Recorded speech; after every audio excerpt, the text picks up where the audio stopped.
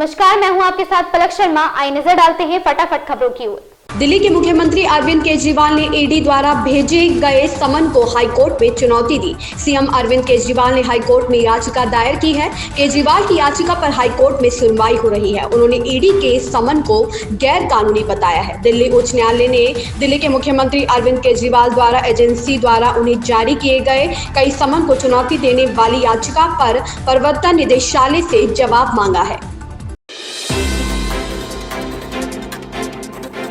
तेलंगाना की राज्यपाल तमिलिसाई सुंदरराजन ने बुधवार को एक बार फिर भाजपा का हाथ थाम लिया है। उन्होंने 2 दिन पहले ही राज्यपाल पद से इस्तीफा दिया था। सुंदरराजन ने भाजपा में शामिल होने के बाद कहा, मैं चुनाव लड़ना चाहती हूं और मैंने यह इच्छा अपनी पार्टी को भी बताई है। मैं खुश हूं कि मुझे एक बार फिर से सदस्यता कार्ड मिल गया है जो मेरे पास है। यह सबसे खुशी का दिन है। यह एक कठिन फैसला है और एक अच्छा निर्णय है। बिहार लोक सेवा आयोग ने तीसरे चरण की शिक्षक भर्ती परीक्षा को रद्द कर दिया है। बीपीएससी की ओर से इसके लिए नोटिस जारी कर दी गई है। 15 मार्च को ली गई 2 पालियों की परीक्षा रद्द की गई है। इसके बाद आर्थिक अपराध इकाई ने खुलासा किया कि परीक्षा प्रश्न पत्र 13 मार्च और 14 मार्च को ही लीक हो गया था। ईओयू ने इस मामले में 266 लोगों को जेल भी भेजा था।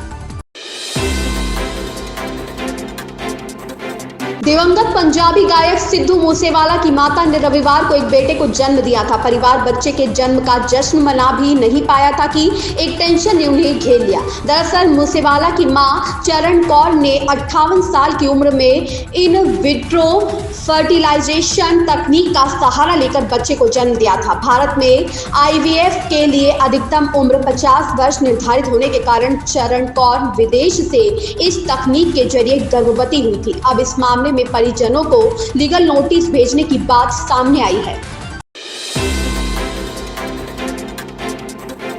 रामेश्वरम कैफे ब्लास्ट मामले में दिए गए बयान पर केंद्रीय मंत्री शोभा करंदलाजे की मुश्किलें बढ़ती दिख रही है। शोभा करंदलाजे ने दावा किया था कि रामेश्वरम कैफे ब्लास्ट में शामिल संदिग्ध तमिलनाडु का रहने वाला है। हालांकि अपने इस बयान के बाद उन्होंने माफी भी मांग ली थी। अब डीएमके ने करंदलाजे के बयान पर चुनाव आयोग में शिकायत दर्ज की है।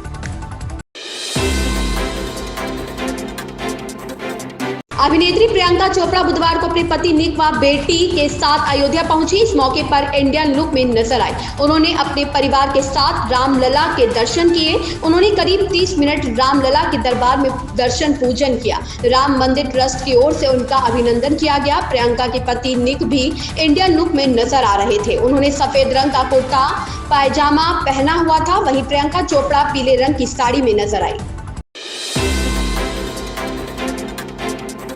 प्रधानमंत्री नरेंद्र मोदी ने रूस के राष्ट्रपति व्लादिमीर पुतिन को 5वीं बार राष्ट्रपति बनने पर बधाई दी। उन्होंने कहा कि भारत और रूस के बीच साथ काम करने को लेकर सहमति बनी है। पीएम मोदी ने कहा कि आने वाले वर्षों में भारत और रूस के विशेष एवं विशेषाधिकार प्राप्त रणनीतिक साझेदारी को और प्रगाढ़ बनाने की दिशा में प्रयास किए जाएंगे। विदेश मंत्री डॉक्टर एस जयशंकर ने बुधवार को तीसरे लोकतंत्र शिखर सम्मेलन को संबोधित किया। इलेक्ट्रॉनिक वोटिंग मशीनों की शुरुआत पारदर्शिता, दक्षता और लोकतांत्रिक प्रक्रिया की पवित्रता के प्रति हमारी प्रतिबद्धता का प्रमाण है। यह बदलाव न केवल आधुनिक लोकतंत्र के सिद्धांतों के साथ संरेखित होता है बल्कि अधिक नागरिक जुड़ाव का मार्ग प्रशस्त करता है, खासकर युवाओं के बीच जो हमारी लोकतांत्रिक विरासत की जिम्मेदारियों को प्राप्त करेंगे।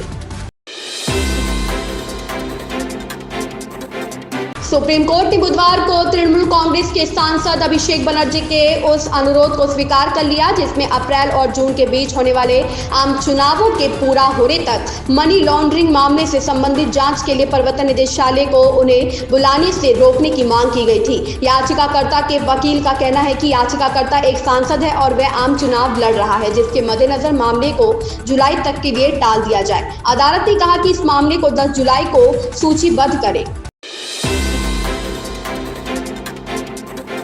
साउथ के सुपरस्टार सूर्या, बॉबी देओल और दिशा पाटनी स्टारर कंगवा का टीजर रिलीज हो चुका है। 51 सेकंड के इस टीजर में कोई डायलॉग नहीं है, सिर्फ एक्शन और एडवेंचर सीन्स की झलक है। शुरुआत में मेकर्स इस फिल्म को अप्रैल 2024 में थिएटर्स में रिलीज करने वाले थे, पर इलेक्शन के चलते इसे पोस्टपोन कर दिया गया है। मेकर्स ने अभी इस फिल्म की नई रिलीज डेट अनाउंस नहीं की है।